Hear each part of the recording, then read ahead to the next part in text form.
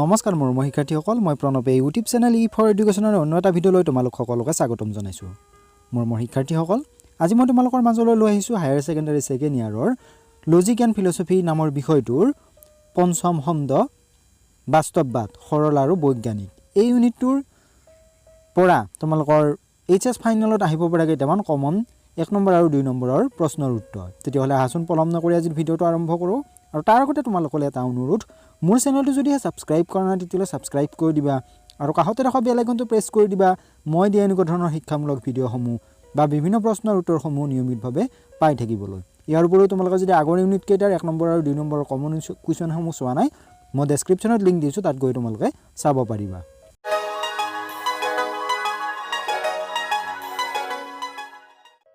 প্ৰশ্ন নম্বৰ 1 বাস্তৱবাদৰ সৰলতম প্ৰকাৰ কি উত্তৰটো এনে ধৰণৰ বাস্তৱবাদৰ সৰলতম প্ৰকাৰ হ'ল সৰল বা লৌকিক বাস্তৱবাদ কুৱেশ্যন নম্বৰ 2 সৰল বাস্তৱবাদ নামটো কোন দাৰ্শনিকে তেওঁৰ কোনখন গ্ৰন্থত পোন প্ৰথমবাৰৰ বাবে প্ৰয়োগ কৰিছিল সৰল বাস্তৱবাদ নামটো ডুৰাণ্ড ড্ৰেক নামৰ দাৰ্শনিকজনে তেওঁৰ ইনভিটেশ্যন অফ ফিলচফি নামৰ গ্ৰন্থখনত পোন প্ৰথমবাৰৰ বাবে প্ৰয়োগ কৰিছিল প্ৰশ্ন নম্বৰ 3 সৰল বাস্তৱবাদক সৰল বাস্তৱবাদ বোলাৰ কাৰণ কি কাৰণ বাহ্য বস্তুৰ অস্তিত্ব সম্পৰ্কে কোনো দাৰ্শনিক বা বৈজ্ঞানিক বিশ্লেষণ নকৰাকৈ অতি সৰলভাৱে ইয়াক ব্যাখ্যা কৰা হয়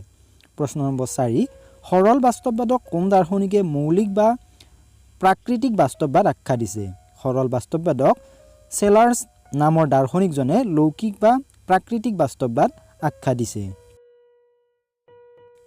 প্ৰশ্ন নম্বৰ 5 সৰল বাস্তৱবাদৰ দুটা বৈশিষ্ট্য উল্লেখ কৰা সৰল বাস্তৱবাদৰ দুটা বৈশিষ্ট্য হ'ল প্ৰথমটো হৈছে জ্ঞানৰ বিষয়বস্তু জ্ঞাতাৰ মনৰ পৰা স্বতন্ত্ৰ বাহ্যিক বস্তু এটা আছে নে নাই তাক জনা বা নজনাৰ ওপৰত নিৰ্ভৰ নকৰে আমি জানিলেও বা নাজানিলেও বস্তু এটা একে ধৰণে অস্তিত্বশীল হয় দ্বিতীয়টো হৈছে মনৰ বাহিৰত এখন বাহ্যিক জগত আছে কুৱেশ্যন নম্বৰ 6 সৰল বাস্তৱবাদৰ দুটা দোষ উল্লেখ কৰা সৰল বাস্তৱবাদৰ দুটা দোষ তলত দিয়া ধৰণৰ প্ৰথমটো হৈছে সৰল বাস্তৱবাদে প্ৰত্যক্ষক অধিক গুৰুত্ব দিছে প্ৰত্যক্ষক অধিক গুৰুত্ব দি সৰল বাস্তৱবাদে প্ৰাচীন গ্ৰীক সফিষ্ট দাৰ্শনিকসকলে কৰা ভুলৰ পুনৰাবৃত্তি কৰিছে প্ৰত্যক্ষজনিত জ্ঞানে দিয়া সিদ্ধান্ত সীমাবদ্ধতাসমূহৰ সকলোবোৰ সৰল বাস্তৱবাদত বিদ্যমান দ্বিতীয়টো হৈছে সৰল বাস্তৱবাদে সপোন ভ্ৰান্ত জ্ঞান আদিক ব্যাখ্যা কৰিব নোৱাৰে জৰি এডালক সাপ হিচাপে দেখা প্ৰতিহৰণৰ জ্ঞান আদিবোৰ সৰল বাস্তৱবাদে ব্যাখ্যা কৰিব নোৱাৰে প্ৰশ্ন নম্বৰ 7 বিজ্ঞানসন্মত বাস্তৱবাদৰ প্ৰৱৰ্তক কোন বিজ্ঞানসন্মত বাস্তৱবাদৰ প্ৰৱৰ্তক ব্ৰিটিছ দাৰ্শনিক জন লক কুৱেশ্যন নম্বৰ 8 এছে কনচাৰ্নিং হিউমেন আণ্ডাৰষ্টেণ্ডিং গ্ৰন্থখনৰ লেখক কোন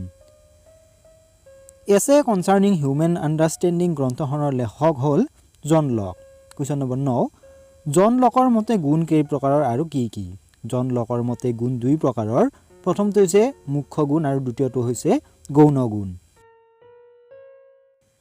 প্ৰশ্ন নম্বৰ 10 মুখ্য গুণ কাক বোলে উদাহৰণ দিয়া যিবোৰ গুণ মনৰ পৰা স্বতন্ত্ৰ অৰ্থাৎ জ্ঞাতাৰ মনৰ ওপৰত নিৰ্ভৰশীল নহয় বা যিবোৰ গুণ বস্তুৰ বস্তুগত ধৰ্ম তাক মুখ্য গুণ বোলে যেনে বস্তুৰ আকাৰ ওজন বিস্তৃতি পৰিমাণ ইত্যাদি কুৱেশ্যন নম্বৰ 11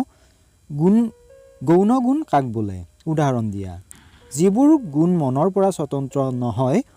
অৰ্থাৎ জ্ঞাতাৰ মনৰ ওপৰত নিৰ্ভৰশীল বা যিবোৰ গুণ বস্তুৰ মনোগত ধৰ্ম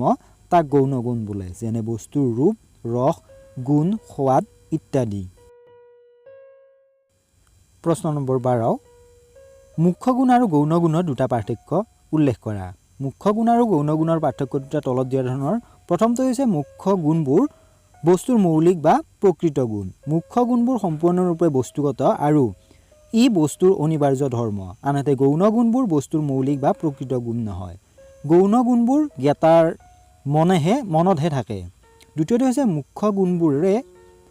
অপৰিৱৰ্তনীয় স্থান বা সময় পৰিৱৰ্তন হ'লেও মুখ্য গুণবোৰ একেই থাকে আনহাতে গৌণ গুণবোৰ কিছুমান পৰিৱৰ্তনশীল স্থান আৰু ব্যক্তি ভেদে গৌণ গুণবোৰৰ পৰিৱৰ্তন হ'ব পাৰে। Question number 13